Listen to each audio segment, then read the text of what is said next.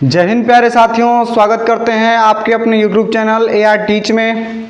आशा करते हैं आप सब स्वस्थ होंगे, मस्त होंगे और अपनी पढ़ाई जो है वो समय के साथ कर रहे होंगे।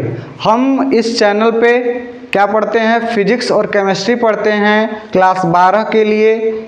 तो आज हमारा जो टॉपिक है वह क्लास 12 का फिजिक्स का पहला चैप्टर का जो टॉपिक है वह किसी एक बिंदु के कारण वैद्युत क्षेत्र की तीव्रता का मान निकालना है।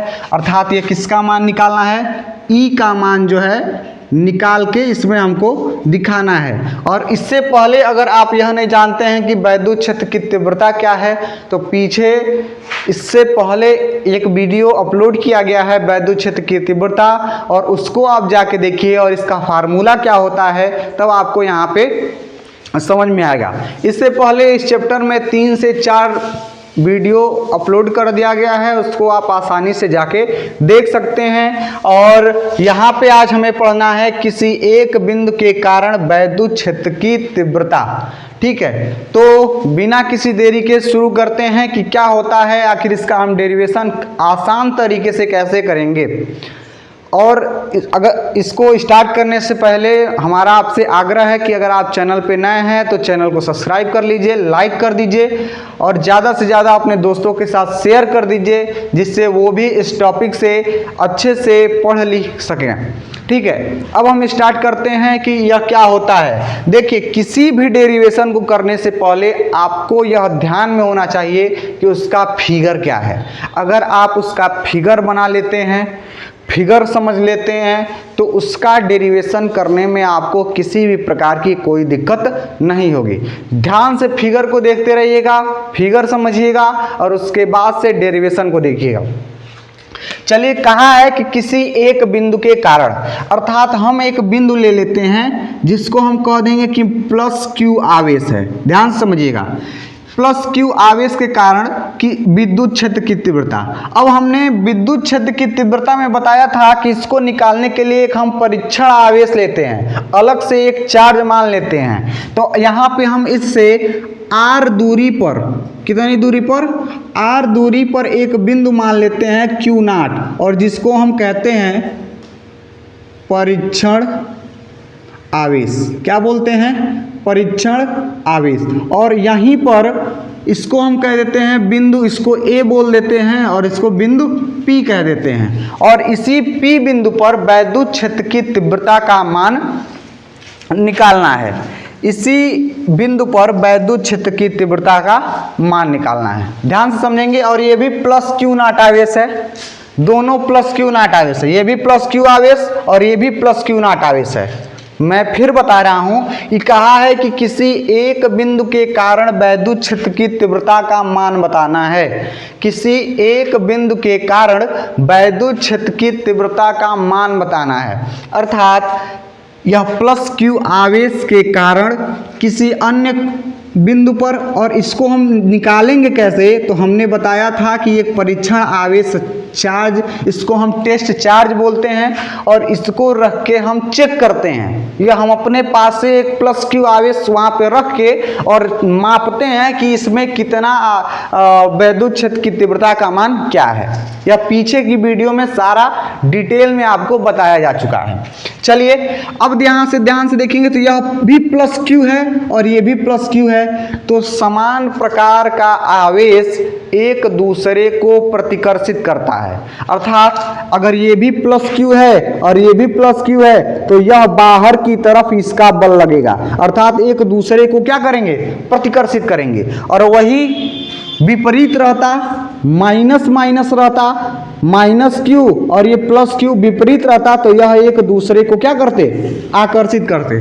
तो इसका जो बल है F का मान मैं इधर दिखा दे रहा हूं कि यह किधर लग रहा है, बाहर की ओर लग रहा है। इतना चीज आपको पता होना चाहिए। ठीक है, यही फिगर है, बस इतना ही फिगर बनाना था। क्या कहा कि एक बिंदु A है जहां पर प्लस क्यू आवेश है, और एक धन परीक्षण आवेश है जो A से कितनी दूरी पर रखा गया है, R दूरी पर रखा गया है, और उस बिंदु को मैं P कहता हूं, और इनसे जो लगा बल होगा वह बाहर की तरफ होगा। बस इतना ही आपको समझाना है। चलिए, इसको हम भाषा के रूप में यहां लिख देते हैं। तो लिखेंगे माना प्लस क्यू आवेश बिंदु ए पर स्थित है, बिंदु ए से आर दूरी पर धन परीक्षण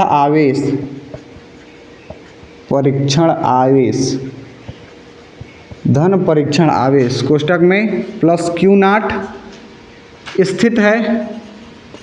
स्थित है जहां वैद्युत क्षेत्र की तीव्रता का मान ज्ञात करना है।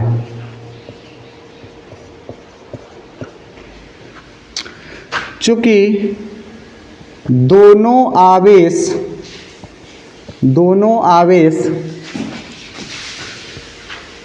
धनात्मक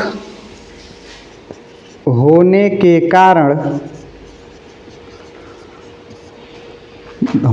कारण आकर्षण बल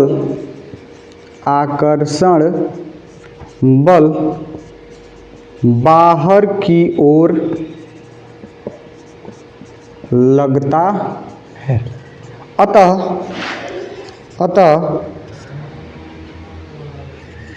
आकर्षण बल का मान कितना हो जाएगा बच्चों? तो आकर्षण बल F का कितना मान होगा कूलाम के नियम से? तो अगर कूलाम का नियम आप पढ़े हैं तो उसमें बताया गया है कि अगर दो आवेश है और इसके बीच में दूरी r है तो इसका जो आकर्षण बल F का मान होता है 1/4 पाई एप्सिलॉन, और इन दोनों आवेशों का गुणनफल Q into Q nought upon R square के बराबर होता है। इसको समीकरण 1 और इसको हम कहते हैं कूलाम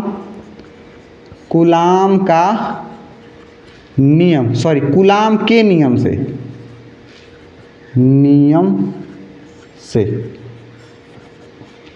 कूलाम का नियम पढ़े होंगे। कूलाम का नियम यह कहता है कि अगर दो आवेश दिए हों, इनके बीच की दूरी r हो, तो इसका जो आकर्षण बल होता है वह इतना होता है 1/4 pi epsilon Q nought upon R square. यह आप पीछे भली भांति पढ़ चुके हैं। अगर नहीं पढ़े हैं तो तुरंत वीडियो को रोकिए, जाके इस चैनल पे पिछली वाली कूलाम के नियम का वीडियो देखिए और फिर आके इस वीडियो को देखिए, तब आपको आसानी से ये सारी चीज़ें समझ में आएंगी। इसके बाद क्या करते हैं? तो आपको पता है कि वैद्युत क्षेत्र की तीव्रता का सूत्र क्या होता है? वैद्युत क्षेत्र की तीव्रता E बराबर क्या होता है? F अपान क्यू नॉट, समीकरण 2। अब यह मत कहिएगा कि यह कहाँ से आया। यह जो है यह भी वैद्युत क्षेत्र की तीव्रता का फार्मूला E पीछे बताया जा चुका है, और वहाँ से E का मान होता है F अपान क्यू नॉट। अब यहाँ से F का मान इस समीकरण 1 से F का मान समीकरण 2 में रखा जाए। समीकरण 1 से F का मान 2 में रखने पर रख दीजिए समीकरण 2 में, तो E बराबर हो जाएगा F के जगह पे इतना रख दीजिए 1/4 pi epsilon Q nought upon R square. अब बटा में क्यू नॉट से क्यू नॉट कट जाएगा और बचेगा क्या? तो इधर मैं लिख देता हूँ, इधर क्या बचेगा? E का जो मान होगा वो होगा 1/4 pi epsilon Q upon R square, और इसको हम लिखते हैं न्यूटन पर कूलाम। और यही मान होता है किसी एक बिंदु के कारण विद्युत क्षेत्र की तीव्रता का।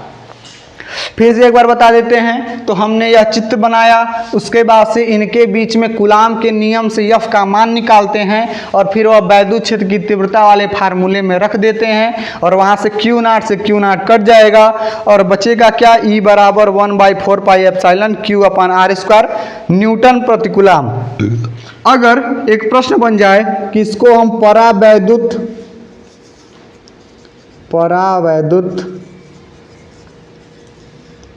पदार्थ माध्यम में रखने पर, अगर परावैद्युत माध्यम में रखते हैं तो क्या बनता है, E बराबर 1/4 पाई एप्सिलॉन के क्यू अपान आर स्क्वायर। ठीक है, तो यह दो फार्मूला होता है न्यूटन प्रति कूलम, तो इसको आप लोग याद रखिएगा और यही डेरिवेशन है, इतना ही आपको अपने पेपर में लिखना रहेगा। और नंबर कितने मिलेंगे, तो नंबर मिलेंगे 4 से 6 नंबर में यह प्रश्न पूछा जाएगा, तो इसके लिए आपको इतनी मेहनत करने की आवश्यकता पड़ेगी। अगली वीडियो हमारी जो है वह जल्द ही आएगी, तब तक के लिए धन्यवाद।